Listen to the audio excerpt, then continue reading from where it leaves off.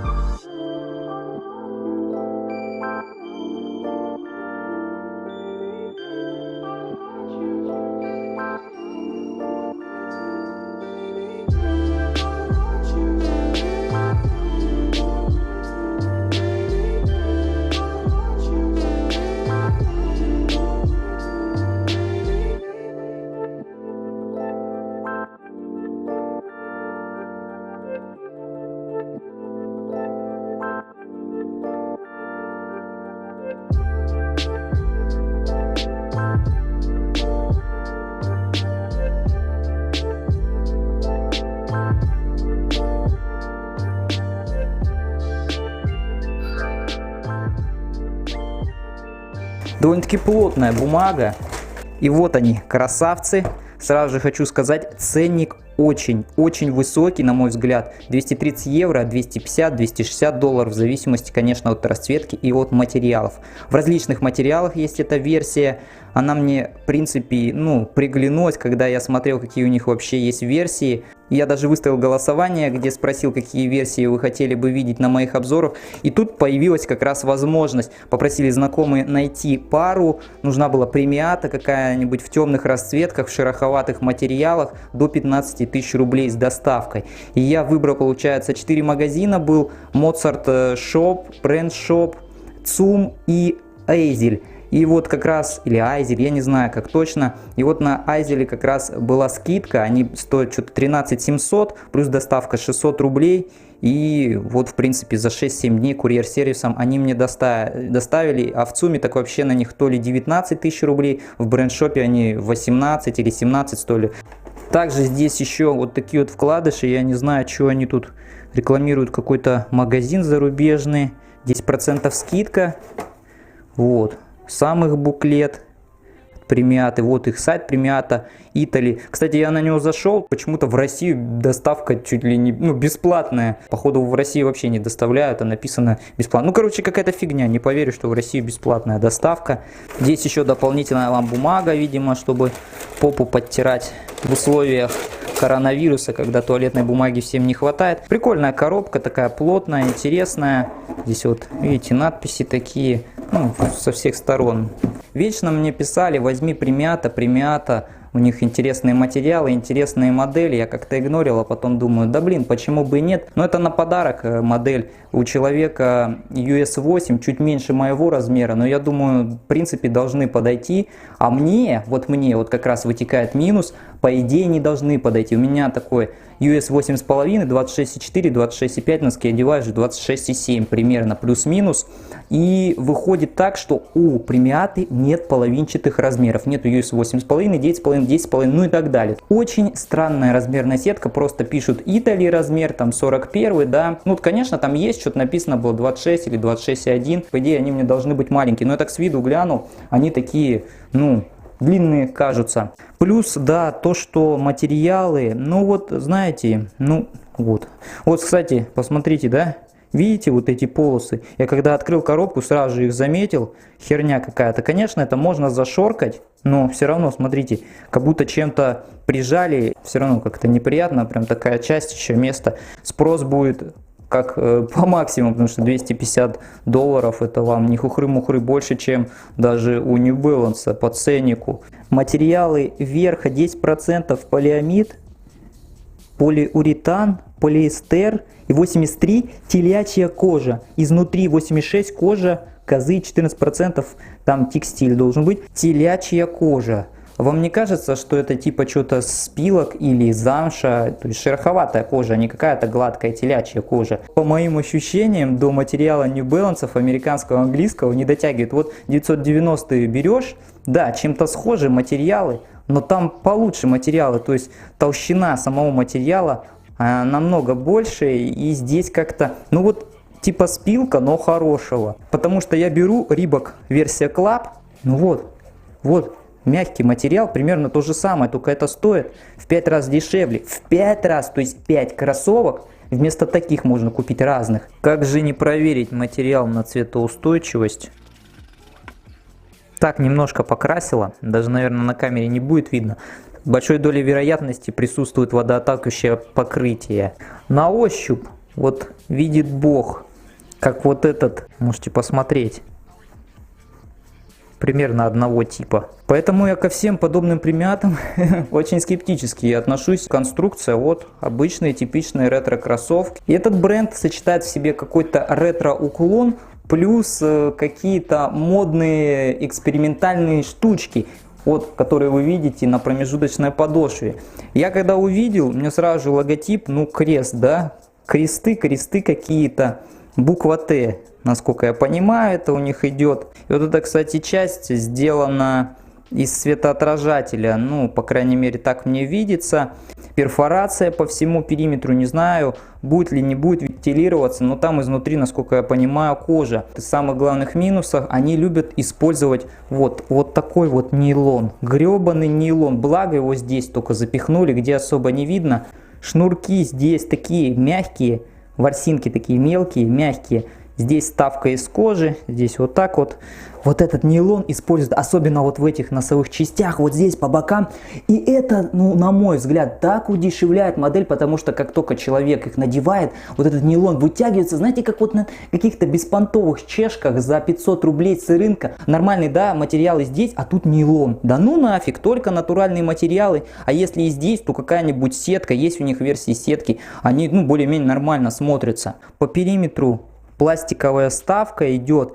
И вот тут, кстати, я забыл сказать, проблемка. Я не знаю, как мы сейчас это будем решать. Я когда распаковку делаю, я хотел сначала распаковку вам показать просто. А потом думаю, ладно, просто запишу камеру, включу. Все-таки пара дорогая. И, ну, я не себе беру, а мы на подарок берем. Просто капец. Просто, ребята, капец. Ну вот, если вот так вот посмотреть. Вот. Я сейчас рукой начинаю, и она дальше отрывается. Вообще. Ну как так можно? Как? Вот эти части, кстати, очень часто у New Balance также отклеены, приходят вот в этих местах, там вот здесь вот. Как-то не умеют клеить. Здесь вот вроде нормально заклеено. Здесь где-то... Так, здесь тоже нормально. А, ну вот здесь вот. На камере не будет. И опять же, смотрите, приблизим сейчас вам. Вот нитки вот эти. Они, то есть, должны быть там, внутри. Они, получается, вот здесь вот торчат, и вот здесь вот еще какая-то желтизна. Не знаю, здесь сейчас очень солнце светит, но вот здесь желтая промежуточная подошва. Я не знаю, в чем ее заляпали.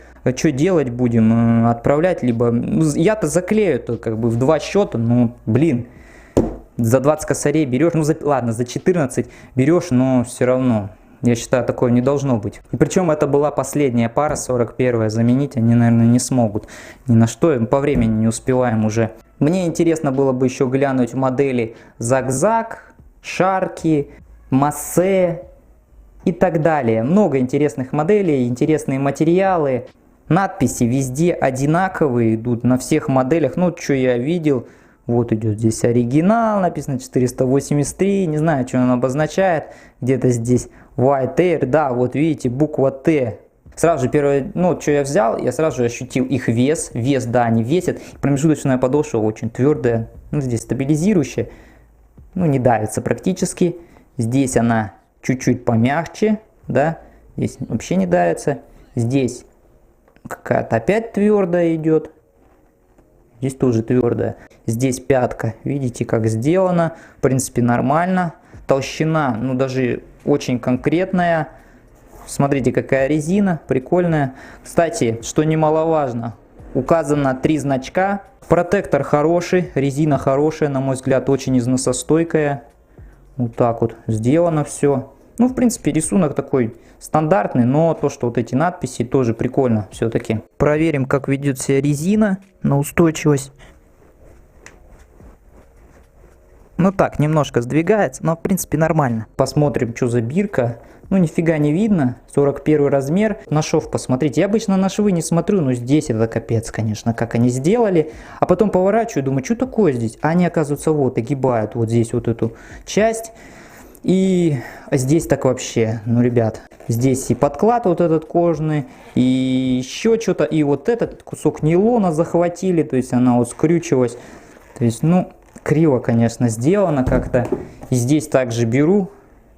Не знаю, некрасиво смотрится. Здесь вообще, ну смотрите, и подклад этот захватили опять. И здесь, ну они, видимо, с той стороны шьют. Вот эта кожа очень мягкая, прям вообще такая приятная на ощупь. Здесь вот это тоже кожа. Здесь вот это опять гребаный нейлон, а здесь шероховатая кожа. Ну прикольно, что я могу сказать. И причем кожа, она идет полностью. И вот на этом уровне тоже изнутри кожа. Это очень для меня своеобразно. Обычно так не делают, изнутри везде кожа. Вот она виднеется, она прям белая, просвечивает. Да, и очень такая гладкая, приятная на ощупь. Носить, думаю, просто одно удовольствие. Вот, это кожа. Она аж скрипит вся, ну вот так вот. Под стелькой идет текстильный подклад. Нормально. Ну так, здесь такой какой-то текстильный подклад, он продавливает. О, нифига, здесь вообще, смотрите. Вообще продавливается прям. И здесь оказывается типа войлока, типа ваты набивка где-то в полсантиметра.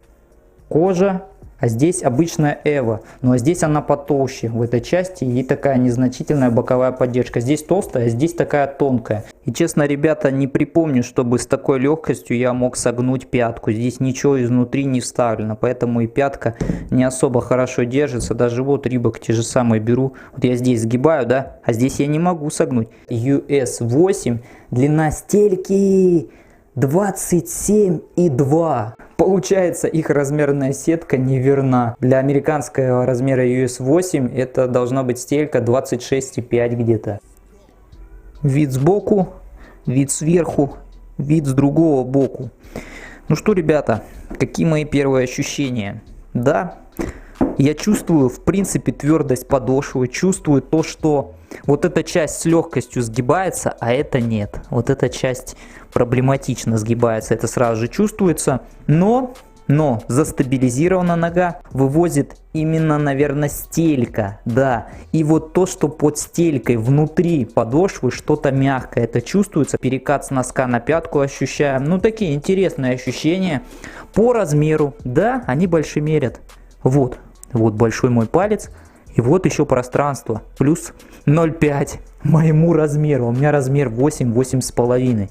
Это получается как US 9. Ужас. Такой нестандартный, необычный дизайн. В принципе, мне нравится, но, ребята, это по стоимости как 4-5 Reebok Classic. По диапазону температуры эти кроссовки я бы, наверное, посоветовал. То, что изнутри еще и кожа, но где-то на плюс 15, плюс 20, но не выше. 10, 15, 20. Ну, может быть, можно и летом одеть, но нога будет потеть. Хотя ноге, вот знаете, очень удобно изнутри именно вот эта мягкая кожа. Мне не хватает чуть-чуть обхвата пятки. Хоть я здесь так зашнуровал довольно-таки сильно, но обхвата пятки явно не хватает. Но она тонюсенькая, что с нее можно взять? Чувствую сразу же, что вес кроссовок не маленький, при этом нога застабилизирована. Тяжелая промежуточная подошва, легкий верх. Такое необычное сочетание. Думаю, кому интересно примята, вы останетесь довольны, но обязательно смотрите косяки. Я еще не все просмотрел, может быть, что-то еще и пропустил. Оценки увидели, вот такое вот первое знакомство. Всем спасибо и всем до свидания.